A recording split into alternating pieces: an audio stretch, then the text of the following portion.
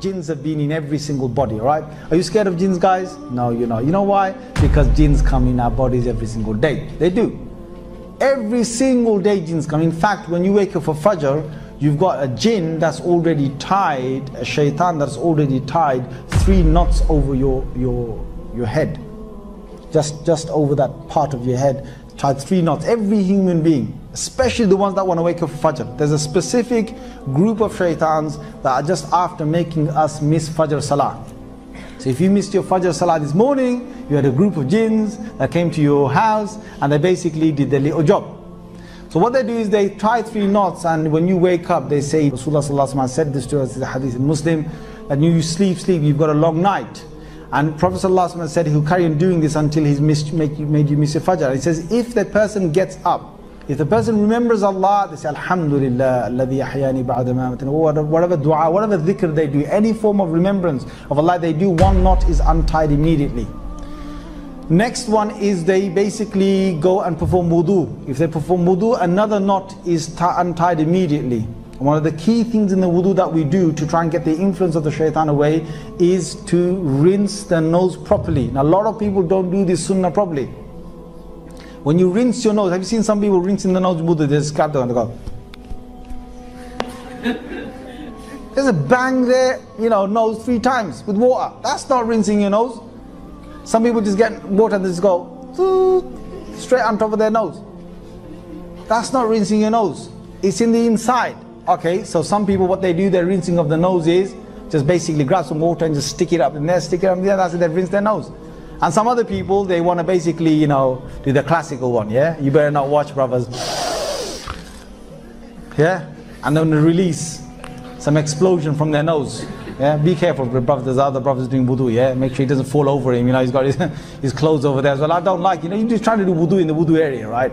You got some brothers who are trying to do wudu. I think, are you doing wudu or are you making me do wudu? Because it's half over your jubba, whatever, your trousers. Yeah, and when the guy basically does the classic one, you just basically want to make sure that he doesn't blow it all out onto your clothes or something. So anyway.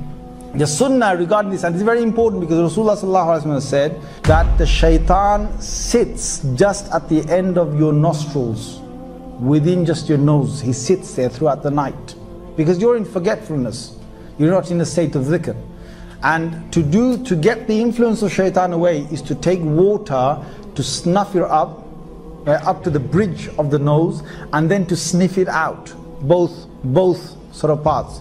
So to take some water in is one sunnah, to take and blow the water out is the second sunnah. Both these sunnahs complete cleansing the nose at the time of wudu or ghusl, at the time of performing ablution or having a bath.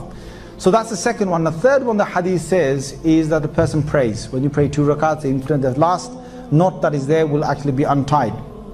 So jinn comes, and in a hadith Rasulullah sallallahu alaihi wasallam said that each person has an angel and he has a shaitan that comes within him, and the angel will give good thoughts and the shaitan will give bad thoughts. Okay, that is there. Now we've got shaitan coming in, but the shaitan doesn't stay if you do the dhikr of Allah. If a person does the dhikr of Allah, the shaitan can't stay. It's a clear-cut matter. Hadith in Tirmidhi says that when the adhan is said, there's a very key thing to getting the shaitan away from yourself, or getting the shaitan away from a particular place, is adhan. The adhan, when the adhan is said, the shaitan feels as if his back is being broken. That's why he runs. When the adhan is said, the shaitan runs. When the Quran is being recited, the shaitan finds it very difficult to stay there. Now there are certain shayateen, certain devils that can slowly become immune to some of these things. But it's very, very difficult, because what they do is they take the burning. They take the burning element and they withstand it, and they withstand it until they can possibly get used to it. It's almost like some human beings, you can start to play with fire and you can get used to touching fire. There's some people that can actually do that. So the same way they can actually get used to some of this. But it's very, very rare that they get used to being around you while you're giving the adhan, or being around you while you're reading the Quran. It is, or what they do is sometimes that if they've had a very long influence with a person, they can stay at far and still influence you from a distance. But that's a serious case. Now, doing the dhikr of Allah, reading the Quran, doing the adhan and so on, these things will immediately move the shayateen. Immediately move them away from yourself. When a person is not remembering Allah, the shaitan can come straight away. The shaitan can get to a stage where he can move around the body just like blood moves around the body. Blood circulates the body. And this is a hadith in Muslim. There can be a state where the shaitan or the devil can come within a human being and they can move around just as the blood circulates the whole body. When would that be? That would be when a person is in some serious ghafla, some serious absence from Allah's dhikr, away from Allah's dhikr, or they've hardly got any of the deeni aspects within themselves. There's two strengths that are fighting. Now here you've got to understand each body has got certain elements of the Quran in it. And there's nur, there's light that's spread when we read the Quran. There's light, or the ruh, or the soul gets stronger when you do the dhikr of Allah.